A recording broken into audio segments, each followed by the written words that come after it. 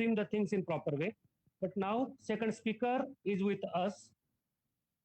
He is delivering the webinar on guidelines for setting up a veterinary radiation facility. This topic we have chosen that there is demand from field veterinarians, academicians, and practicing veterinarians because they are willing to start their own radiation facility. I am sure the presentation going to delivered by Dr. Chaudhary sir will be helpful for them to set up radiation facility in their clinic or in their daily practice. I request Dr. Pradeep Chaudhary sir to deliver his webinar on guidelines for setting up of veterinary radiation facility. Thank you very much. Dr. Chaudhary sir, please. Thank you, Dr. Galdar. Good afternoon, everybody.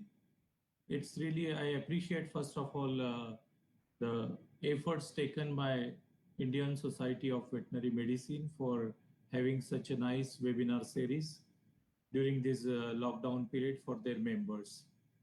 Really appreciate their efforts. At the outset, I also thank Dr. A.S. Ranade, Associate Dean, Mumbai Veterinary College, Dr. Naurial, Dr. Ramaprabhu, and my team from Veterinary Nuclear Medicine Center, Dr. Gaikwad, Dr. Galdhar, and Dr. Kaustubh for their efforts in making this webinar. Yeah. That I'm going to speak on guidelines for setting up veterinary radiation facilities. Whenever there are radiations are there, everybody has scared you all with different aspect how to protect yourself and all. And hence there are a lot of regulations are there for radiation facilities. So I will be going to speak about or in next few slides about our experiences in setting up the nuclear medicine facilities in Mumbai. So radiation usage, everybody has given, my earlier speakers have given the details about it, but I will just brush up the few things about the usage of radiation. So mainly there are three uses: diagnosis of the diseases, therapy of the diseases, treatment of the diseases, and in case of the research, biomedical research for the advancement of knowledge and developing novel therapies and diagnostic agents. So if you see the radiation usage, there are several uses are there. In all fields, almost there is a use of radiation is there. Yeah. And in case you can see here, in medical applications, there are mainly the four categories: the radiotherapy, diagnostic radiology, nuclear medicine, and research applications. So we will cover one by one as it's a very vast topic, and any facility you would like to start, it totally depends on what exactly you are intending to. So in case of a diagnostic one, diagnostic is the one which is most important, and many places diagnostic facilities has been started and there are less regulatory issues are there with diagnostic facilities. We as a vet, we are quite familiar with the X-ray radiography. Several X-ray units are there in a country where vets are taking out the X-rays in case of diagnosis of various diseases and mainly in the orthopedic ailments. Computed tomography is also a part, kind of a X-ray, but these images are acquired in 360 degrees, so we get three-dimensional views. Yeah. In X-ray, we just get two-dimensional view, but in computed tomography, we get three-dimensional view. So the quantitation of the lesion, size, its behavior, and many more morphological aspects which are not possible on X-ray are very much visible using computed tomography. In case of nuclear medicine, SPECT and PET, these are the two modalities are there. Single photon emission computed tomography and positron emission tomography. These both the modalities where the radioisotopes are administered intravenously. Yeah. So that subject become radioactive. And these isotopes are mainly in case of SPECT, we have already learned that 99M technetium is a workhorse for the SPECT department. And for PET, F18, fluorine 18 is one of the isotope. It's very ultra short-lived isotopes. Its half-life is just 110 minutes. So that is the one which is a workhorse in PET department. And here we get information which is more physiological, and also we go towards the molecular insights of the disease. So using this molecular technique, molecular imaging, we can visualize and quantitate the events, molecular events happening at the cellular level. So these are very sensitive kind of imaging modalities, and hence their use in future is going to increase heavily, because we are leading towards a customized medical treatment where we need to know the cellular level what is happening with the disease. When we talk about the CT and X-ray, these are more anatomical modalities where density changes are more important. And if you see the density changes, which comes much later than the molecular or physiological changes. First, the molecular changes happens in a cell, then physiological changes in that organ system, and then there are density changes. So you can understand how using these technologies we can diagnose, trying to diagnose the disease at early stage. And once the disease is diagnosed early, we are going to treat it early so that there will be a better control over the disease and better treatment efficacy. And that's how the nuclear medicine is going to increase in future.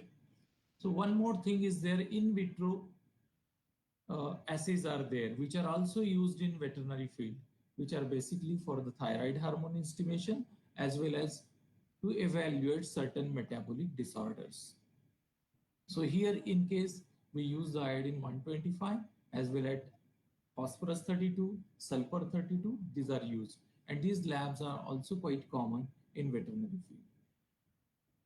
So in case of therapy, the radiation are used in a two ways as we discussed. In external beam radiation, there are three categories are there where cobalt-60 teletherapy unit is there, which is having a source cobalt-60, which is a high energy gamma radiation source. And this machine has been developed indigenously. I will show you the picture of that machine in next few slides. Indigenously by Bhabha Atomic Research Reactor, scientists from BARC, and now that is being used all over the country. Even various neighboring countries have the cobalt-60 teletherapy unit. This is a very much cost-effective kind of a unit as well as a very robust kind of a unit. Then there is a linear accelerators. Linear accelerator is one of the advanced version of the external beam radiation treatment where there is a source of radiation can be controlled. It is the radiations are produced in an accelerator, and then whatever the energy you require, we can use it for the treatment purpose. And the next advanced version of these machines are tomotherapy. Tomotherapy machines are precisely treat the lesions with minimum or no toxicity to the neighboring organ, neighboring tissue, neighboring healthy tissue. So the lesions in a brain, lesions in abdomen, lesions in lungs, thoracic cavity, they are being treated with tomotherapy very accurately and precisely. And basically while doing this scan, all the time whenever the patient is being treated, the CT scan is being done and appropriately, precisely, if the marks are being put in radiation therapy planning machine system, and the radiation is delivered very accurately to the lesions so that there is a minimal toxicity to the normal healthy surrounding tissue. Then there are brachytherapy is there. Brachytherapy is another way of delivering the radiation in a very close, near distant areas. So there are wires are there are pins are there are pellets are there with radioactive sources, and they are used or implanted in the lesions, and they are kept there for certain amount of time, and they are removed after that, and they gives enough dose to the surrounding tissue, and that gives the cytocidal effect. So in this case, the cesium 137, iridium 192, iodine 125, these are all used in this purpose. Also the P52, P32, the loco-regional brachytherapy, that I will show you the slide which we have used in one of the animal case. Then radioisotope therapy in nuclear medicine, again it's intravenous injection of the isotope which are beta emitters or alpha emitters. Alpha emitters are also coming as a future therapeutic agents because they can produce the high ionization here.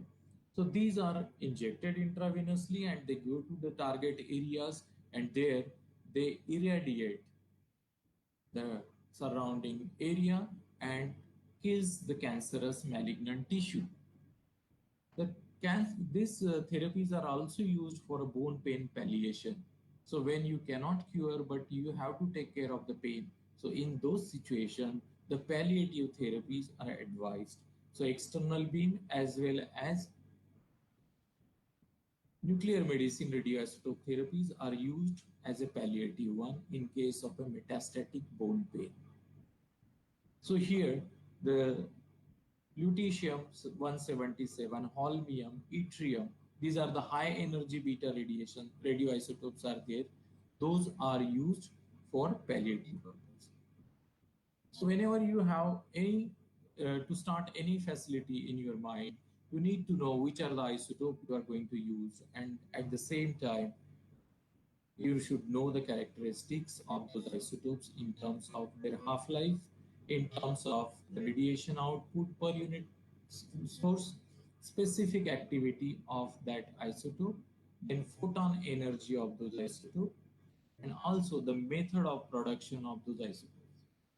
If they are generator produced, then you have to keep a space in your department to have a generator. If they are cyclotron produced, cyclotron is nothing but the nuclear reactor and which produces the isotopes of medical importance here.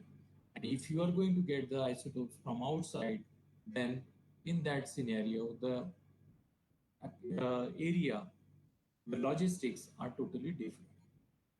So as I said, ionizing radiation, we have already seen in past speaker have enlightened on those ionizing radiation.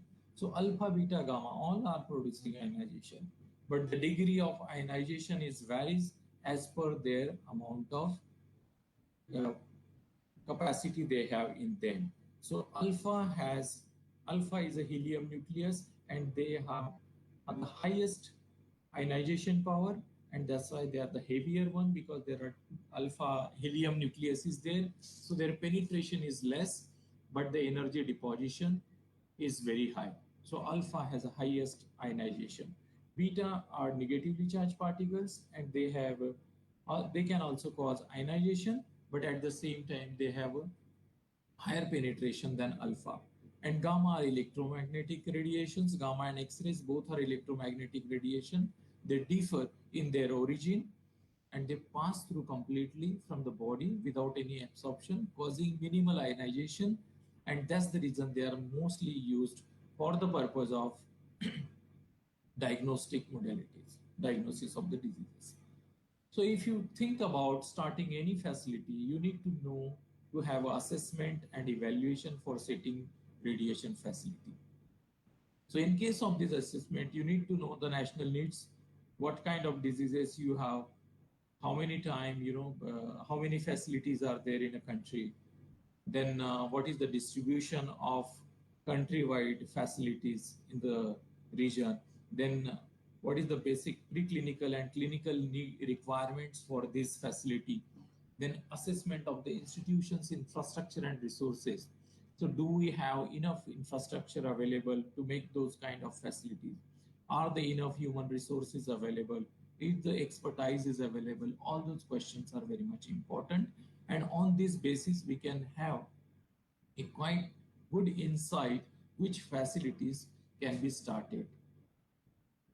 So in terms of planning of the facilities, we need to know the objectives, like whether we want to go for a basic modalities or we want to go further with a three-dimensional modality or even a molecular modalities or treatment facilities, which kind of animals we are going to treat, how many procedure we want to follow, how many units we are going to keep in that facility. All those things becomes very much important. And on that basis, your whole project, your whole layout of the facility, designing of the facility is getting influenced. The availability of the space is the most important criteria. Then equipment to be placed, whether diagnostic or therapeutic.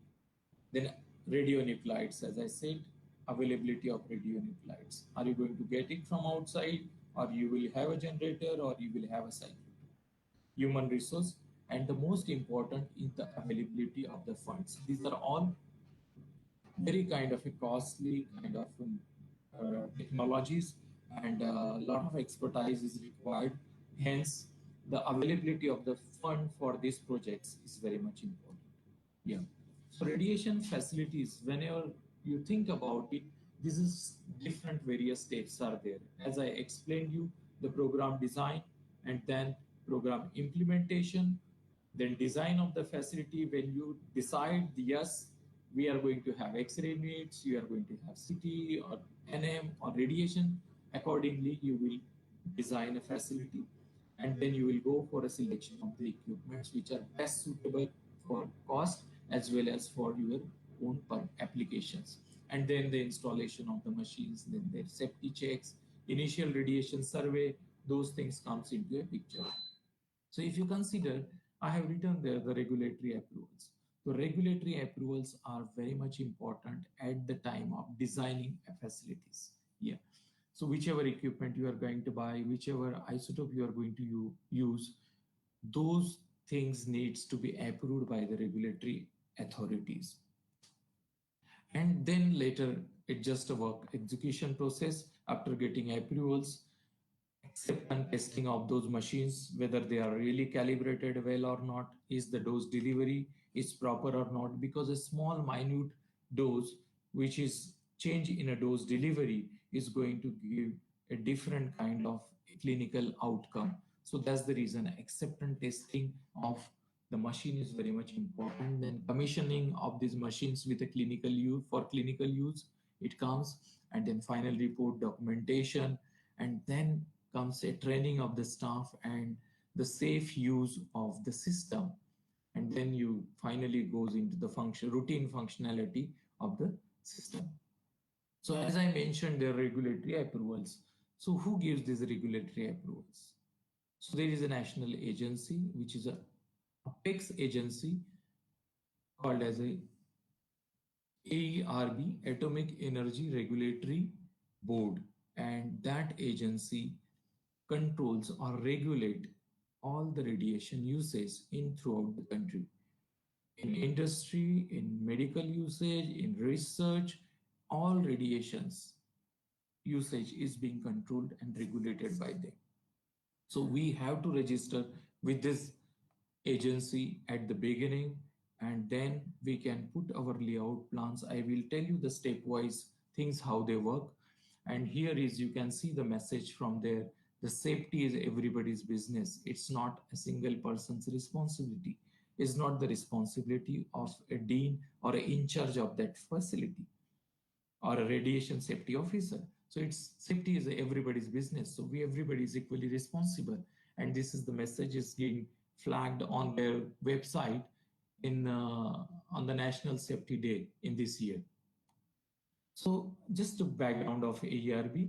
AERB was constituted in 1983 as the agency to carry out the regulatory and safety functions identified under the Atomic Energy Act 1962.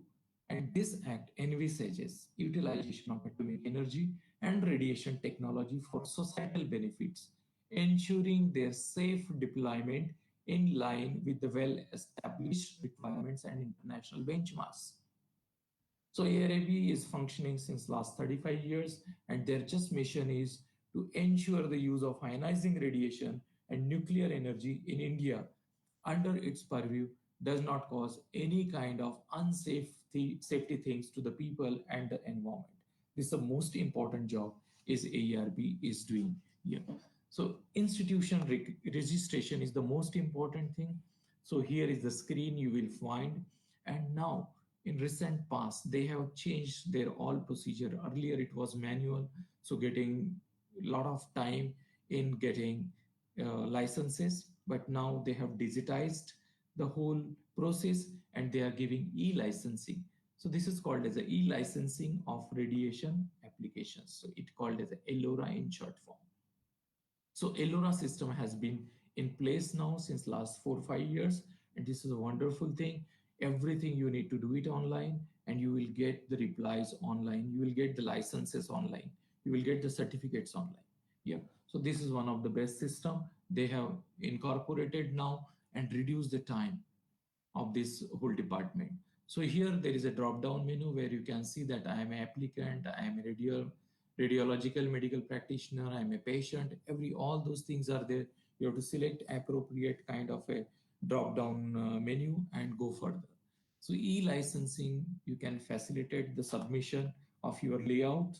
You will get the licenses, you will get the registration, even RSOs, nomination can be done online and you will get their approvals online. So in case of radiation facilities, if you go in the website, there are 4 or 5 applications are there, menus are there, like application in industry, application in medicine, in research, and so on. So here, if you choose application in medicine, you will find these 4 tabs. One is radiotherapy, then is nuclear medicine, diagnostic radiology, and blood irradiators. So appropriately, you can choose one and go further. Particularly for X-ray, you can use the diagnostic radiology, which is, I think, the most common kind of a modality, and the most of the veterinarians are familiar with that, and they might be interested in having an X-ray unit first. Yeah, so they can go to the diagnostic radiology menu, and they can go further and have more details about it. So in case of guidelines and other regulatory documents, you can see here now the application for license for cooperation for operation into bracket research, veterinary and others. This is the most important thing. They have AERB has incorporated constraint the increasing use of radioisotopes and radiation in veterinary field. And that's why this has been incorporated in this. So there are even diagnostic radiology facilities are there. You can see there are the drop down menus are there. You can select the the most appropriate one. So the site identification, once you are registered with them, you have to identify the site at your place, the rooms for housing diagnostic X-ray or other units and related equipment shall be located. And this should be always away from the high occupancy areas where the less crowd is there. Such isolated areas you have to select. You have to manage your workflow. The patient coming inside, patient going outside, there shouldn't be overcrowding, and this should be away from your general hospital, general departments, or general departments in the college, where it's like extension department. It cannot be just next to the X-ray unit. Yeah. So similar kind of thing. The logistics are important in this. Many times during surgeries, we need X-rays. So immediately you can have X-rays. So which facilities should be adjacent to the X-ray units? Those needs to be understand well. That workflow needs to be set, and accordingly the site can be identified. And this is how then you have to register in your institute should be registered in ELORA system. And these are the guidelines are there. I'm just showing you what are the details. So many details they ask you, and you have to keep those details ready while filling up these applications. Yeah. So here you can see the employer details also you have to fill. Then there are a lot of attachments you have to give. It's at the beginning it's quite tedious and time consuming, but it takes your all details, and that then never you are being asked about these details. So these are the various attachments you need to fulfill. The equipment needed to perform this task like imaging or radionuclide generators, producing isotopes, treatment planning, treatment delivery, quality assurance, all those things you need to really decide, and accordingly you have to fill those information in ELORA system. So structural and shielding design, this is one of the most important thing. Any layout for radiation facilities, Structure and shielding, you have already learnt about is time distance shielding, how we want to prevent ourselves, safeguard ourselves from the radiation. Similarly, the facilities creating or generating radiation, those radiation should not get escaped from those facilities and reach to outside and exposed to the common public or common people who are not really part of that facility. Yeah. So structure and shielding design is one of the most important, and there are guidelines. NCRP guidelines are there. There are very detailed guidelines are there on this National Council on Radiation Protection and Measurement. So these guidelines are very much helpful. One can have a look at it and then think about it. Then in design consideration, as I said, isolated rooms. Then if you are using fume hood, there has to be excellent exhaust to the fume hoods. And the fume hood exhaust should at least go above the tallest building in the vicinity. If there is a residential area, then tallest building you have to identify, and that exhaust has to be go outside above that. Then non-absorbent surface walls at all the areas in department, so that if there is any spillage is there, that should not affect the decontamination process. So that is very much important. Aluminum flooring is very much important just for the in case of decontamination process. And proper shielding is the most important thing for the occupational hazard as well as the hazards to the public. Yeah. So radiation detectors, contamination monitors should be kept in place so that whenever it is necessary, it will be available. And at the same time, those contamination monitors and detectors should not get contaminated. They should not be placed in the facilities where you are actually working. So they should be always away from the facility. Otherwise, if they get contaminated, there is no use of those detectors. So standard specification symbol should be kept on all the labs, whichever is handling the radioisotopes. Then in case of radiography, as I have been told that there is a lot of interest in X-rays, so I'm just focusing more on X-rays. The X-ray units are operated in the range of 50 to 150 kVp. Yeah.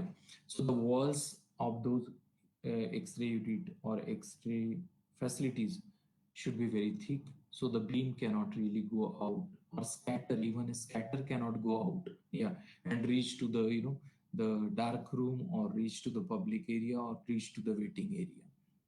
So hence, additional system must be provided with lead walls. Movable lead walls are available, so those also can be used. And in case of veterinary patients, as in the first lecture, you must have seen that always the animal handlers or caretakers, they are holding the animal while doing x-rays, so they are getting exposed to it. So there has to be some kind of a more precautions needs to be taken. And if you can anesthetize those animals and take the x-rays, there is no situation, very safe situation like this. This is how it needs to be done.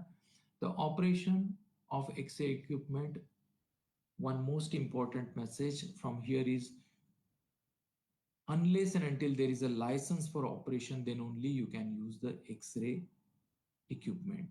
So you have to get your x-ray unit registered and then get license to operate that machine, and then only you can use that facility.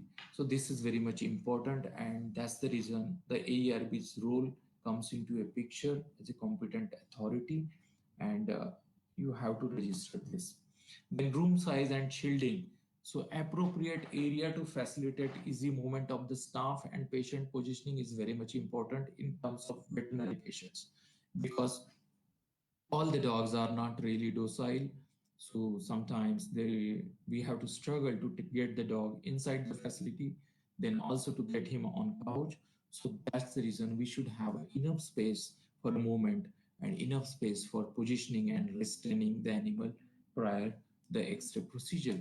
Then appropriate shielding, as I said, that walls, doors, ceilings, and floors, that needs to be really having appropriate shielding so that no radiation can escape from that. The doses received by workers, radiation worker as well as public, should not exceed the annual effective doses. all just before me, Dr. Gaikwad has mentioned about what are the the annual doses exposure limits are there. So one should not cross those limits, and that are being noted, measured on your TLDs.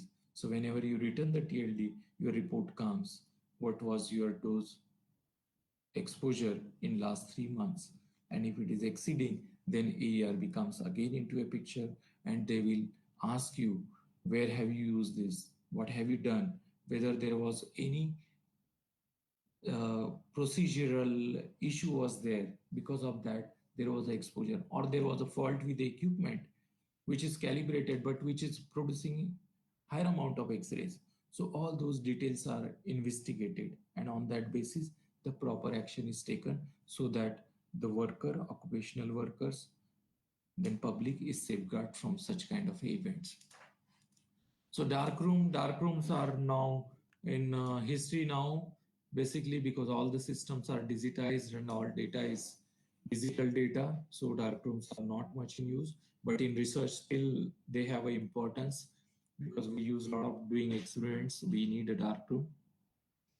These rooms, X-ray rooms, shall not be less than 18 meters square, 180 square feet, or you can say 200 square feet for general purpose. And how many units you are going to put there, that is also important. And there shouldn't be more unit in one facility, because you cannot use all the units simultaneously and optimally. So one room, one unit is the criteria followed many places. So this is how the setup is there. You can see the walls, how thick walls are there. Where you cannot have a thick walls, you can use movable lead shieldings. So this is again about the dark room. X-rays should not reach to the dark room and spoil your scans. So this is a typical kind of X-ray room, where you can see the couch, where you can see the X-ray generator, the X-ray tube, and the X-rays, the tube is facing to the floor so that it goes to the earth. So there is no beam coming on any kind of a wall or any place, and it can escape from there. You can see the room for operator, and there is a small window also can be seen, where he can look at the positioning, look at the the person who is there inside, and he will make sure that all are outside, and then he will just put the X-ray tube on for a few seconds here. So in case of diagnosis, we have seen X-ray, now CT. CT is coming up, very much popular now in veterinary patients, because it has a lot of utilities in cancer. So here I'm just giving one example of a dog having epileptic seizure and losing weight all the time. And when we did a CT scan, contrast CT scan, we have noticed that there is a big mass in a pituitary region. And you can see here the X-ray gantry, and where on couch that pet dog is lying there, and there is a positioning, or fit is there, which has been made so that dog can stay, keep his head in one very much particular position, so that this data can be used, CT data can be used on a tomotherapy machine to identify a location of the lesion, as well as to deliver the dose of radiation specifically to that area, because it's in a brain, lesion is in a brain. So we very, very keen to save the all healthy surrounding tissues. So this is another example. This is the first scan in, you can see even in a country, the bone MDP scan done in a dog with osteosarcoma. And you can see the very old kind of a picker system is there. The scan was done in 1996. And where this is a functional imaging. So you can see how the blood flow is there to the tumor, the mass. So you can take the surgical decision whether the requirement of blood will be there for this or not, how vascular the tumor mass is there. So much of information you receive from the functional bone scan. Bone scan is usually done in 3 steps. There are delayed scans are there. One is the immediate blood flow study is there, vascular scan. vascular phase, and then there is a phase, delayed phase is there, where you can see the bone metastasis. Here you can see a multiple metastasis in a spine as well as in a ribs here. So you can take the decision about even amputation or even, treating the dog with very aggressively. When there are multiple metastatic lesions are there everywhere, there's really a very less chances there that you can do much more. So you have to be take other option of palliative intent. So at least you can minimize the pain. So the other area in radiation therapy is external beam radiation, and what I mentioned to you about the Cobalt 60 unit. This is what is that unit is. It's a very simple, compact unit. At the top, there is a Cobalt 60 source is there. Whenever the system is on, this isotope source comes out and delivers the radiation. This is a couch where the animal can be sedated and kept. In radiation treatment also, the animals needs to be anesthetized. No one can be there in that facility while the radiation is on. So it is mandatory, and no one can just stay inside the facility when the radiation is on. So that's the reason we have to sedate him properly and also monitor the patient or a subject from outside on a CCTV, so that if in case there is a change in position or there is a movement of animal, you can just stop the radiation dose and go inside, keep the reposition the animal, and again start the remaining treatment. So this is indigenously developed system by the BRC scientist. Patient positioning, as I have mentioned, this is how we position the patient on a couch. You can see the strap around the animal, and there is also a orfit is there. This is called as an orfit. They can take the shape when this is a thermo labile plastic, where you can just make the mask the way you want and position it properly, so that next time whenever the animal is coming for the treatment, you really don't have to worry about the positioning. You have indicators on that orfit. Place it properly. There are anatomical locations are there. You can match with that, and you can start the radiation treatment. So this is the dog. Cedar was treated on a Liniac system. Now I am going from Babatron to Liniac system. So this is the Liniac system. This is a collimator of Liniac. There was a dermatofibrosarcoma on the tip of nose, and which was treated with linear accelerator with a low energy electrons. Our intention was that this energy of the electron should be low. Cobalt, you cannot control the energy, but here in Liniac, you can control the energy.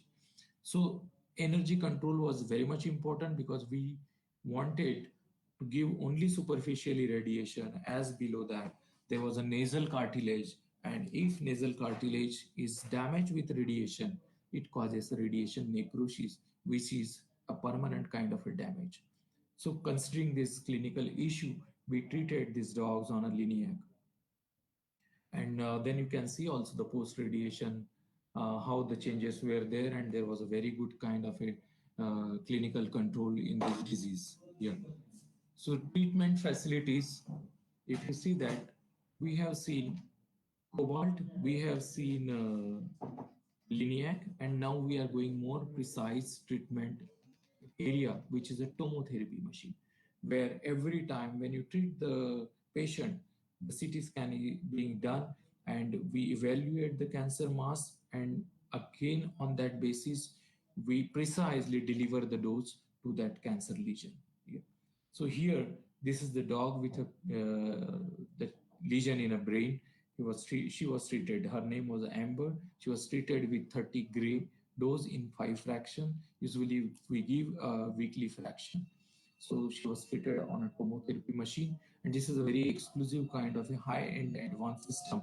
In India, we have so similar kind of only 5 machines, or maximum by now, if current position, I must be less than 10 machines in our country. So we were fortunate to treat our animals using these machines because ours is a research institute, and a lot of consideration is there for the research and coming from veterinary science. So another field area we discussed about loco-regional brachytherapy. Yeah.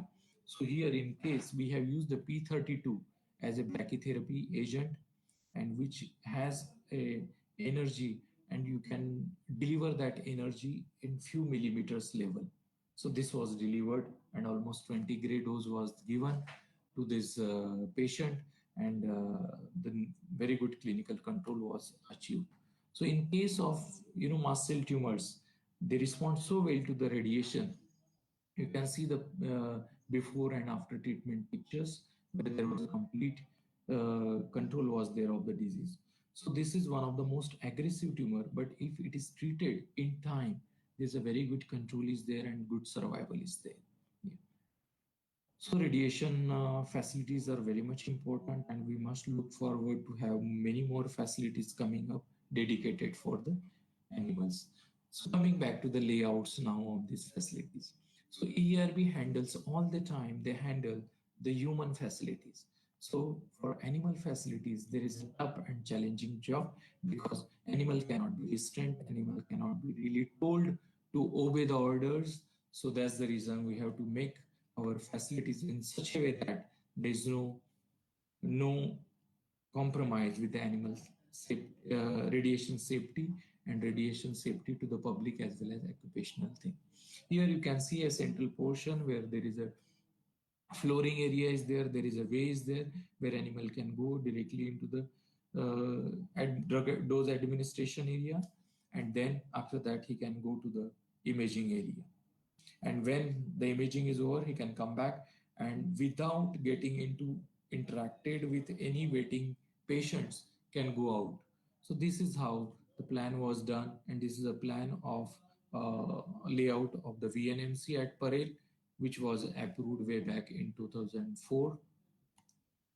So this is the facility which I am mentioning, that the first facility in country, and here it's GE gamma camera is there. It's a SPECT imaging camera detector system, and you can see there is a trolley and animal is lying, animal is sedated, and you can see the flooring here. I have already told you the flooring has to be linoleum flooring and all, but in case of animals where the drugs radioisotopes are administered, so there you need to have flooring in such a way that animal shouldn't get slipped first thing, and secondly if there is a contamination we should able to wash it out thoroughly. So that's the reason this special flooring was done. Once you go with the camera specifications everything, then there is a product data and specification sheets are there. You must check those sheets. Purchase agreement with the vendors, that is very much important, that how long they are going to give the support, because these are the high-end equipment. So you need to have kind of a very good support from service support from these vendors for several years till the good life of that machines are there.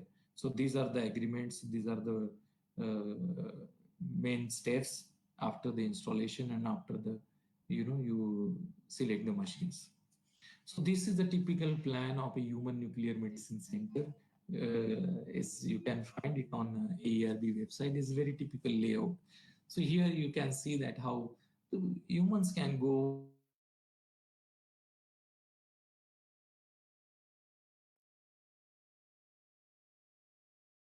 We have to modify the layout plan according to our requirements, according to our logistic workflow. So this is another layout I am showing you, which is of preclinical imaging. So preclinical imaging is one of the most important area in research now. So there we can do a PET, SPECT, CT in rodent models, mouse models. So this is the upcoming area, and many veterinarians are interested to join research. They can really have kind of facilities now in future in country. In 2010, we have established the first facility in preclinical imaging having PET, SPECT, CT on a single axis, and now there are many more than 5 facilities are there in a country where you can find such kind of the preclinical imaging, and the vets are taking care of those facilities. So there are a lot of opportunities out there for the vets in imaging field. So this is how the typical scanner looks like. This is a self-shielded scanner, so no need to much worry about it. The dose and radiation exposure. Here we have a then SPECT and CT together in the middle. And you can see the yellow line in the picture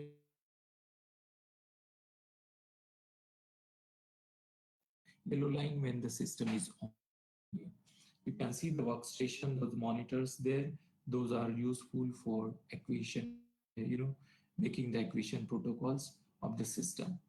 And you can see the monitor, one monitor on top of the scanner, where when the animal goes inside, animal is sedated and under the influence of isoflurane gaseous anesthesia. So if there is, in case any problem with the anesthesia flow is there, and if animal is moving, you can see in the monitor, because once the animal is inside, it is the interlocks are there, the doors will be locked, you cannot see the animal. So that's the reason the cameras are given, and you can check animal is resting on that small tiny couch here. So there is a connected isoflurane gaseous system is there. One more plan I am going to show. It is a very complex plan. Please don't get confused with this. But I would like to say this is one of the upcoming facility at our place, which is called as the RRU, Radiological Research Unit, and the basement where we have multiple kind of units. That's the reason you see a lot of complexities in this. So we will be going to have a cyclotron, we will be going to have a linear accelerator, we'll have one Babatron unit, we will have brachytherapy unit, which will be used exclusively for teaching and training purpose, as well as to cater the services for the animal patient. There will be also a one gamma camera for animal imaging. So this facility is in construction phase, planning phase, so it will take some more time, but this is how the medical cyclotron looks like. This kind of cyclotron will go sit inside that concrete bunker, and this is a very thick concrete is there. You can see here, there's a huge concrete walls are there, and it basically generates radiation. So we need to have such a concrete to prevent that. And on the top of that cyclotron, there is a garden area. So garden area means it is the area where no one can just go there. Yeah. So there won't be any occupancy on the top of the cyclotron. So these are the logistic issues. So you need a lot of space when you plan for such high radiation generating facilities you create. And because of cyclotron, there are several other labs are there, like quality control labs for the radioisotope, hot lab we call it. Then there are tracer labeling labs, tracer synthesis labs are there. Then dispatch room for those activity. You can see the lead shielded container there. Then there is a staff room is there. Then the staff which are working exclusively for these facilities will just come for operation during the operation of these facilities, and then they will go back to their other offices. Then there is a hand and foot monitor is there. After leaving, you have to check your hand and foot and monitor for any contamination, and then only you can go out from these facilities. There is a central area is also there which monitors all the activity levels in the whole facility. So this is very much important. So these are the radiation symbol. All my colleagues have given a better idea about it. Personal monitoring equipments, you have to use them. This is a chest TLD, then wrist TLD, wrist batch, where you administer the drug, radioisotope, you have to use this. There is a personal dosimeter. So these are the most important thing to know your exposure. So you have to wear them whenever you are in a radiation facilities, whether you do experiment or you don't do experiment, but when you enter radiation facilities, there is a radiation. So it needs to be measured. Your exposure needs to be measured. So this is how this is being done. So radiation survey meters needs to be in a place. There are interlocks are there for the facilities. There are warning lights are there. Emergency switches are there. So these are all important kind of monitoring devices which should be in place. It's not that only on the first day of functioning they should function and later there is no need. So they should function all the time when we use these facilities. So education, this is the most important thing I want to touch upon.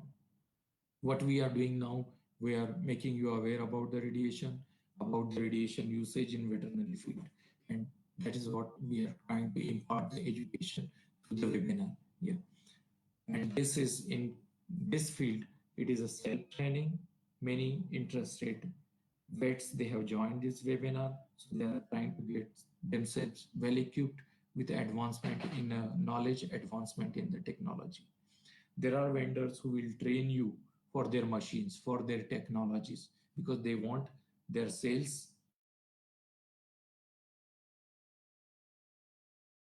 is very much important. So vendors are training.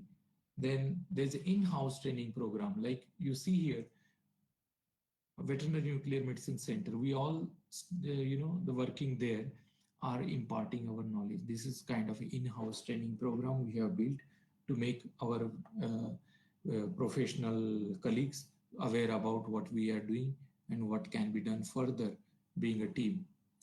And AERB is also interested in teaching and training all the people who are using radiation. So one should not have a phobia about radiation.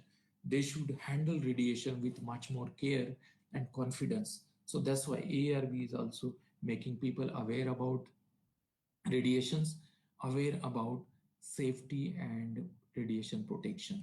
So they have a knowledge corner on that, their website, and this knowledge corner, there are columns for student as well as professional.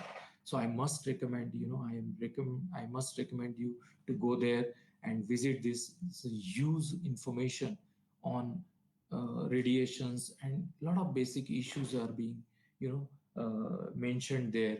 There are videos are there, their audio visual things are there. So I think you all can just visit that site and find out what is interesting to you. So the last slide of summarizing this talk, it's a small kind of thing that setting a new radiation facilities is always exciting, but every step has many more challenges. I could able to explain you very few of them, but there are a lot of challenges are there. And during this taking care of those challenges, the care and diligence should be exercised in each and every step, so that you don't get repented in future when the facilities are being constructed and built, and the time commitment and money can be substantial, and errors and oversights can be costly. So this is a message, and key points is exposure should be kept always as low as reasonably practicable, not even achievable, practicable. Because in animal veterinary field, we have to be more practical with our patients. So reasonably practicable. So wherever it is important, you can take one step further, but see the practicalities of that. And there is no safe level or exposure to ionizing radiation. This is what is most important thing which one must understand. So there is no safe level. So every time we have to try to avoid it as much as practical to us. And with this, I'm just going to show this small one slide to you, where this was the first step towards radioisotope application in veterinary practice was made by these three gentlemen and madam also.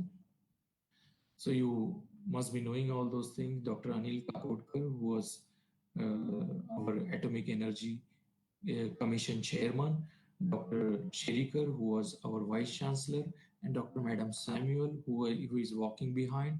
She's the lady who was heading our Institute Radiation Medicine Center, and she was a biomedical group director, and full of energy and inspiration to set up this center. With full support she has done. Unfortunately, she passed away very recently in month of May, and I really dedicated my this talk to her. Her whole love for animal, whole love for this nuclear medicine as a subject. And I thank the people at that time who helped us in this whole process of setting up this facility. Along with Dr. Samuel, there were Dr. Rammurthy, Dr. Soni, Dr. Rajan. They're the experts from BRC. They helped us. BRNS was generous enough to fund us and got convinced that yes, this is the most important area, thrust area, and we must support. So these people, they really help us a lot. And our BVC team, including Dr. Sherikar and Dr. Samath at that time, were the key person in taking this our goals further. And with this, thank you very much for your patient hearing, and thank you very much. If any questions are there, please put the questions in comment box. My email ID is there. You can write to me, and I will try to answer your question as early as possible. Thank you so much. Sir, you can click stop sharing now. Yes, sir. Very nice, wonderful, and informative lecture, sir. Uh, there was a question from my side. Oh, yes. A lot of infrastructure, investment, and so many things are required to set up this facility. So people Right. may have a doubt in mind that how can I be benefited far away from Mumbai or in remote areas with these facilities? So it is not possible for them to set up it there. So I would like you to put some light on that. Yes, absolutely. It is very much anything you start at the beginning, there is a issue with the infrastructure, issue with the cost. As you remember, when we start the our college, our alma mater, Bombay Veterinary College, was started in 1886. It was the first college in Asia, I think so. And there's a several places at the basis of need it was started at various places. So similarly, wherever there is a need is there, there is a will is there, and we can justify the program. The government will come forward, help that, and support that program. I will give one more example in this. In 2002, the first cyclotron in the country, which was started to produce the isotopes of medical importance in BARC in Tata Memorial Center. And in 10 years, 20 years now, there are more than 100 cyclotrons are there working at the various parts of the country. Yeah. So similarly, though in veterinary science, our progress is slightly slower than the human one, but definitely as and when required, there will be a will and wish and everything will come together. So that's not far off. And absolutely, now in our radiation treatment facility, people are coming from Delhi, Chennai, Hyderabad, Aurangabad, Baroda, you just name the place, people are coming there. So I think the scenario is, yeah. Yeah. So as an a veterinarian, sir, if I Hmm. want to refer a case to you or Hmm. such a facility, so what preliminary investigations and conditions I have to check out? Yes, it's very important kind of a thing. One most important thing is that the change in behavior of the animal itself is the most important thing. Yeah. Then is there any lump or any area is there which is growing very aggressively as a lump, growth, those things needs to be checked. And thanks to the lockdown period, thanks to hmm, thanks to the lockdown situation, we have gone to a telemedicine level now. We are consulting on email, on digital formats. So that can be very well used. So minimum basic requirement, vitals, you can send along with your queries, you can send it, and then we can decide what is best we can do for that patient. Galdar sir, तुमचं mic बंद करा. Okay. Sir, to send samples, I think they have to send on ice. Yes. Yeah. So anybody requires to further, he can contact you for that. And I think not only Mumbai or area around Mumbai is benefited. Uh, Yes. Throughout India, cases are coming. People already have started. And as you have worked in Tata Cancer, lot of experience there, sir. You was a very active part in setting up our nuclear medicine center. You are also in contact and actively working with our cancer patients in our hospital, as well as you have your own facility at uh, New Mumbai also. So people can take help of you anytime they want. So I think with this, we are at the end of our webinar sessions now. Once again, thank you very much, sir, for your wonderful and informative lecture. Lot of information in in terms of pictures, Thank you. and you Thank explained this thing. Uh, I will take this opportunity to thank Honorable Vice Chancellor of LUAS, as well as Honorable Vice Chancellors of MAPSU for giving us opportunity to organize such a webinar. I will also sincerely thank my Associate Dean, Mumbai Veterinary College for allowing us to organize this webinar and all possible permissions. Our thanks to President as well as Secretary of ISVM for providing the infrastructure we required for broadcasting these webinars. Further, I would like to thank Dr. Nilay Sindhu and his team for their lot of work they have to do throughout preparation of these seminars as well as execution of these things. And I will also thankful to Dr. Kaustubh Garud, Dr. CN Galdar, Dr. Ravi Gaikwad sir, and Dr. PR Chaudhary sir for their wonderful lectures. And last but not least, I will thankful to all the participants who participated in these webinars and give their valuable questions, thoughts, contributions to improve the program. So thanks to all, and I think with this we are at the end of this session. Anybody want to add? Yeah. Thank you, Dr. Pawalkar, sir. Am I audible to all? Am I audible to all? Yes, yes. Yeah. Yeah. Good afternoon to all. Thank you very much to one and all for active participation in this particular webinar of 2 days. I am thankful to our university authorities, our college authorities for permission. I am thankful to all the speakers for their nice presentation. I am equally thankful to the all participants for participating in this webinar. One thing I would like to mention, we are really apologizing for it means delay in some program and other thing. This is the technical issue in this COVID-19. At the same time, we are getting some facing some internet problem also. Because of that, we are unable to start and finish up the program on schedule type. I'm really apologizing for that also. Again, one important it means message I would like to pass. During the webinar, we have organized 4 lectures. If anyone having any doubt or query or any, it means questions in this webinar or for this particular 4 lecture, they are feel free to ask the question. They can drop their questions in Dropbox or comment box of ISPM Facebook page, or they can contact with the organizers. With this, I am again thankful to all to make this webinar as a grand success. Thank you very much. Thank you. Thank you.